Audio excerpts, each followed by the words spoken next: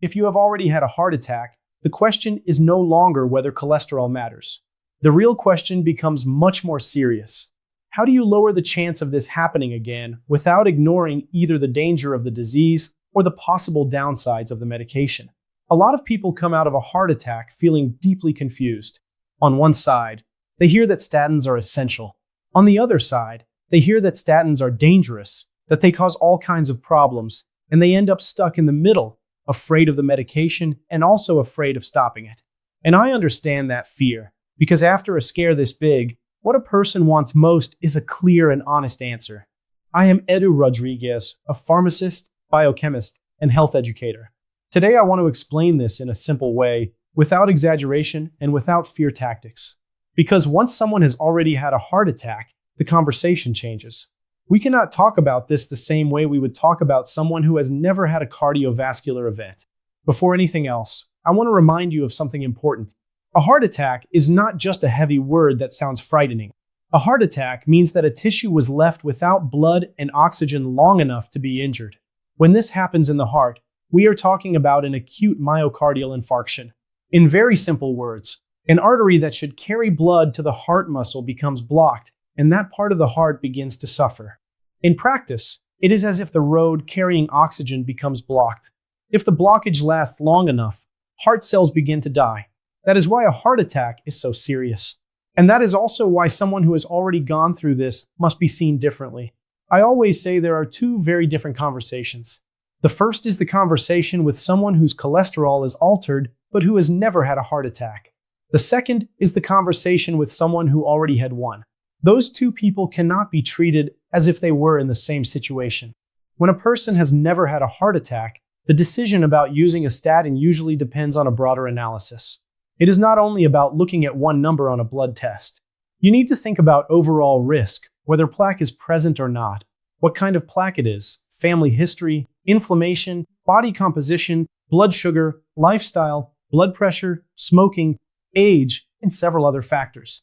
Not everyone with high cholesterol automatically needs a statin, but when a person has already had a heart attack, we are dealing with a body that has already shown clear evidence of clinically important cardiovascular disease.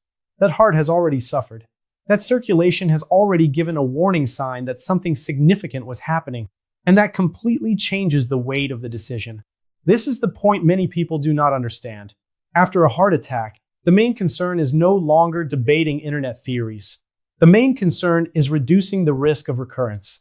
Because once someone has already had one heart attack, they enter a higher risk group for future events. And that is exactly why statins appear so strongly in medical guidelines. Not because they are perfect drugs, not because they are free of side effects, but because in this setting, the risk of not controlling the situation can be too high. Now I want to tell you something very important. Saying that a statin may be necessary after a heart attack does not mean that treatment should be reduced to swallowing a pill and continuing life exactly the same way. That is a huge mistake, a very common mistake, and in my view, one of the most dangerous ones. Some people have a heart attack, leave the hospital with prescriptions, start taking a statin, an antiplatelet drug, blood pressure medication, sometimes other medications too, and they think the problem is solved. But it is not. Medication becomes part of the treatment, but it does not replace changing the biological environment that helped create the heart attack in the first place. Because think about it. If the person stays sedentary, keeps sleeping poorly, remains overweight, stays inflamed, keeps smoking, keeps living under constant stress, keeps eating too much sugar, refined flour, ultra-processed foods, and poor quality fats, then they are still feeding the same environment that helped produce the disease. Medication alone does not erase that. That is why I like to think about this on two levels. On the first level, yes, there is medication. On the second level, there is lifestyle. And a good treatment plan after a heart attack needs both. I know some people are afraid of statins because of side effects. And that fear did not come from nowhere. Statins can, in fact, cause problems in some patients. Some people report muscle pain, weakness, changes in liver enzymes, discomfort, lower energy, and other complaints. Not everyone will feel these things, but it can happen. So the mature discussion is not pretending that a statin is a magical and harmless drug, but it is also not demonizing it and telling everyone to stop it. The mature discussion is this. In a patient who has already had a heart attack, how do we use treatment in the smartest way possible with the lowest burden of side effects and the highest level of protection? And here comes an idea that I think is extremely important. In many cases, the goal is not simply to take a statin because that is what people do after a heart attack. The goal is to reach a target, usually with a strong focus on lowering low-density lipoprotein cholesterol within the overall strategy defined by the cardiologist. In other words, the center of the conversation is cardiovascular risk and treatment goals, not the pill alone.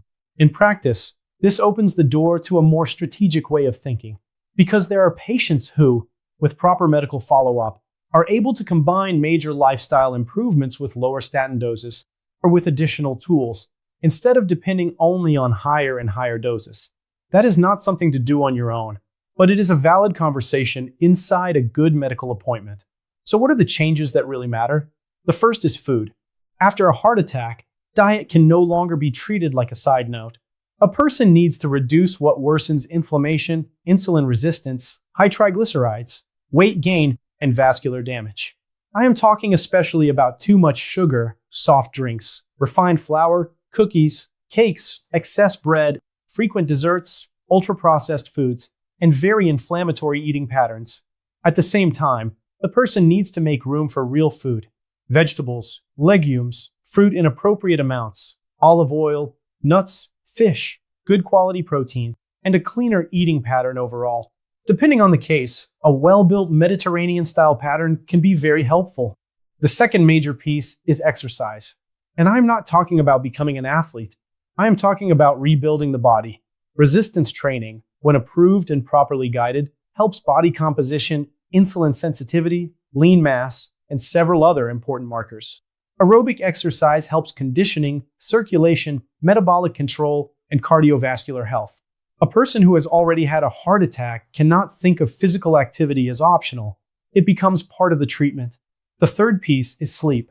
Many people underestimate this. Poor sleep keeps the body more inflamed, worsens blood pressure, worsens glucose control, increases physiological stress, and undermines recovery. After a heart attack, sleep needs to be taken seriously. The fourth is controlling body weight and abdominal fat. Not because of appearance, but because excess visceral fat is tied to inflammation, insulin resistance, and worse cardiometabolic risk. The fifth is quitting smoking if the person smokes.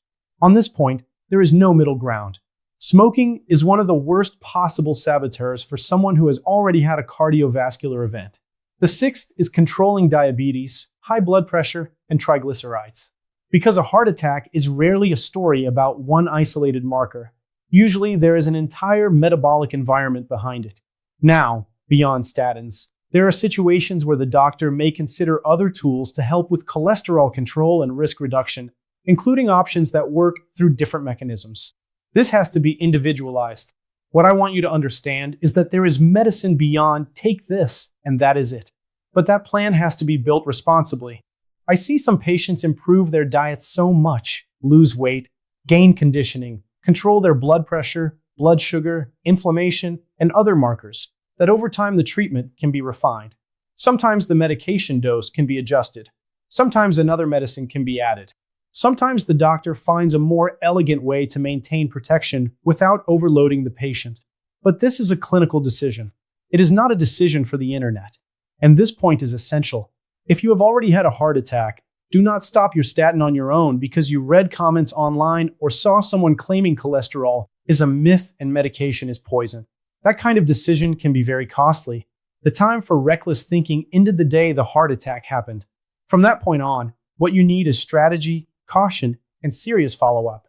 At the same time, I also do not want you to believe that you are protected just because you take medication. If you have already had a heart attack, the big question is not only what medicine do I take?